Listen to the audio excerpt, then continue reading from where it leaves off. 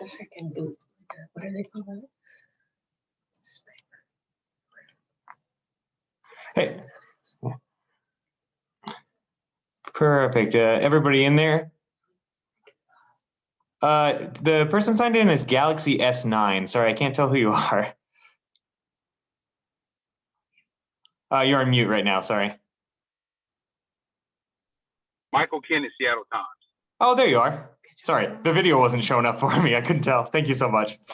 No Great. So we can get started here. Go right ahead. Coach Tarr, if you've got an opening statement you want. Yeah, it was a tough way to lose, but super proud of our seniors and the legacy that they've left. You know, the majority of them, 4 of them, had to wait a whole year to make this thing happen, and can't say enough about their leadership and really the legacy that they left in this program, not only on the field and what they've done and accomplished, but off the field and who they are as people and how they lead. You know, if you watch the game and you're a fan, you're probably pissed off. Why didn't they do this? How come they did this? How come they did this yesterday? But those people that are actually in the program and know how good this team is, just know that we really were outdueled by Oklahoma and a very good team.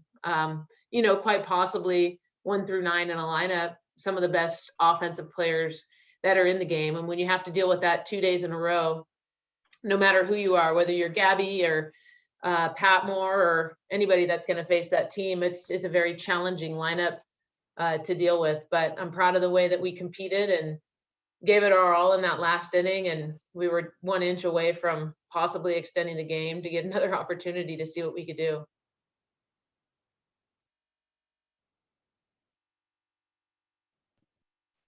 Hey, so Coach, is my audio working? You're good. Yep. Okay, sorry. Early in the game, it kind of seemed like Gabby was struggling with this, like kind of the strike zone. He wasn't getting the low calls. You know, do you think that maybe like changed a little bit how she was going about it? Because it seemed like some of the calls maybe she was getting yesterday, she wasn't getting today.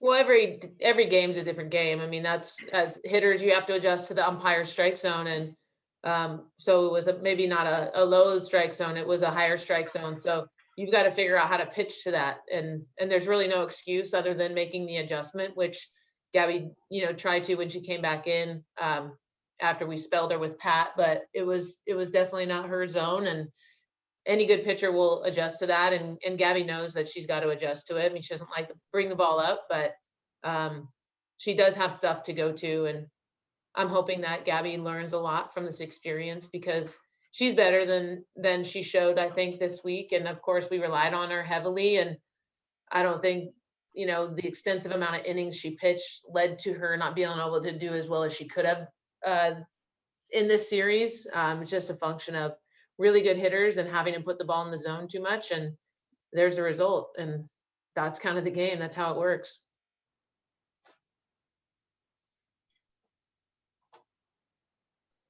So the just kind of with Gabby too, I mean, like with like weight on her shoulders too, like going to Pat, I mean, it kind of seemed like there's not like Oklahoma doesn't really present an area to like, you know, take a batter off because they're all so good. I mean, what was like the choice to go with Pat and then bring Gabby back in? Just more of a mental break, or what was the choice there? Just she'd thrown 50 pitches in 2 innings, and that's a lot of pitches, you know, a lot of looks. Struggled with the strike zone a little bit, I thought, and there was a couple lefties in there. Had we not walked Mendez, we probably would have been able to get out of that a little bit cleaner than we did. And, you know, maybe should have started the game or started the inning with Gabby instead of letting Pat kind of get to the point where she got the leadoff walk. But we just thought we wanted to spell Gabby a little bit, see if we could score some runs. And unfortunately, they scored too quick and then didn't really have a chance to get back in the game after that. For both of you, can you just talk about just the struggles of trying to get that offense going, especially today? Just what was OU able to do this to kind of slow you down a little bit? I think just offensively, we're probably not as offensive as we could be as a group in general.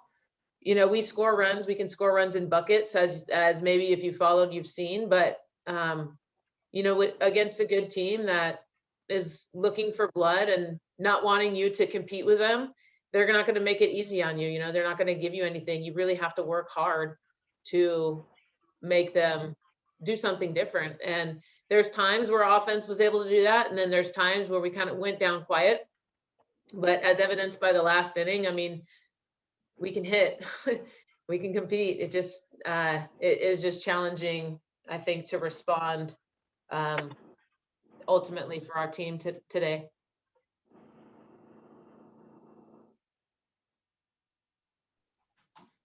Baylee, just talk about this year. What it was like from a student athlete standpoint with your team to go through everything with the protocols and everything just to get to play this season after having it taken away last year.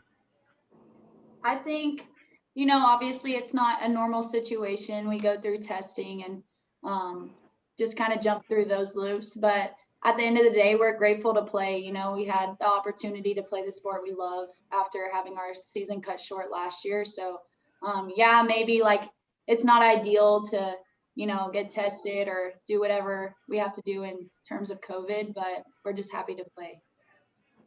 And Coach, I know it's disappointing right now, but as you reflect years from now with this unique of a year, with everything you've all had to go through, basically be isolated as a team at times, when you think back to this year and this group and what they've gone through, I would imagine you're going to be real proud of this group overall.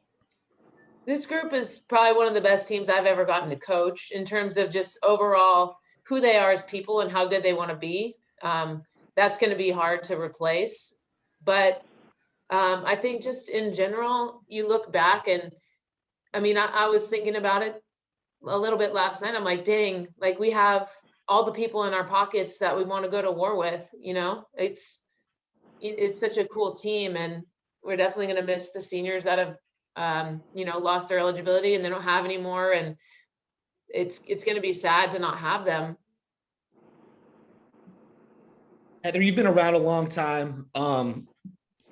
Seen a lot of good teams. This Oklahoma team seems like, one of the all-time greats potentially, just with the amount of runs they're able to put up. What can you say just about their offensive ability and in particular Jocelyn, who just seems to be, really in a groove? Yeah, I mean, they're a smart offense. They've done a really good job just developing their offense, whatever that is from the outside looking in. Like, we don't know what it is. It's just they get on time, they look for one pitch, and they're pretty stingy with their approach, and they're able to really hit a pitch that they're looking for. And that doesn't happen a lot in our game. I mean, that's what we all try to teach players to do is be stingy to an approach. And I really respect how they've gone about their business and how those players have adapted and all done that. So as a whole, I think they're a complete team. They have defense, they have offense. Their pitching is good enough to keep them in games. And I think they have the urgency to know that, they're going to have to outscore their pitching. In years we've had our most offensive teams. So, would you trade Gabby playing for Oklahoma's offense? I don't think I would, but it'd be nice to, have that mentality to score that many runs up and down the lineup. Yeah. Hey, Baylee, so you've had the chance, like, I know you play next to Sis in the infield and had the chance to be with her. I mean, the group that you've been able to play with kind of over like almost like a 2-year season, just what have they meant to you and how much will you miss them? I'm really grateful to have had the opportunity to play with each and every one of the girls in our senior class, and all of them kind of leaving something different with us. And everyone has their own special, message or like characteristic that is just huge for our program and that they've left behind. And every single one of them left an impact on our program. So I'm just really grateful to have had the opportunity to know them, but also play with them and take the field with them. And just like with this year, I mean, it seemed like you've kind of said before, Heather, like it's like almost a 2-year period to play 1 year. And now you have to like replace a lot of your team. I mean, you've been thinking about kind of the same group for so long. Is it maybe going to be different to like move on from what you've had and going forward too? I mean, like Baylee is a key piece for you going forward too. Yeah, I mean, it's just like anybody's life. Like you're who you are for as long as you live, and these teams live as long as they live. And once they're done, and a new beginning happens. And it's sad, but it's actually beautiful in what the legacies have been left. But also too, you think about the future, and sometimes people, they are what they are, and it's so cool, like what people become, but then they become what they are, and then they are what they are. And I don't know if I'm making sense. And so it's like the new beginning gets to happen, and that's just the beauty of life. It's the beauty of lives and teams. And we've got a whole new crop coming in, and a whole bunch of kids that didn't get to play this year that are going to get big chances next year. And as sad as it feels, I'm equally as excited about the future, and it's going to be completely different because it's going to be a whole new soul of a group. But Husky softball is going to live longer than me. It's going to live longer than everybody that contributed this year. And the beauty of it is you get to contribute, and you get to become part of it and leave what you want to behind. Yeah, one more about that kind of same thing. I mean, my dad's a teacher, and he teaches band, and he says like, oh, they get good and they leave. Like, I mean, it's probably how you feel about your team too, but just like this year is maybe in particular different with the group, and this story, like what have you learned about yourself or like how people evolve in just this year, different compared to other years? Yeah, it definitely is. It prolonged the opportunity and the joy that we got to have, and the stuff we went through. I mean, nobody's ever going to forget this experience. That's for sure. But it definitely is, we're just grateful that we don't say like, oh, the seniors, we can't wait till they leave, because some coaches live in that world where they just can't wait for the seniors to move on. And gosh, like lucky us and lucky me and lucky our coaches that we get to say like, man, we're going to miss the crap out of those guys. Perfect. We'll call it there. Thanks, everybody. Thanks you guys for sticking with us. Thanks. Appreciate Thank you y'all. guys.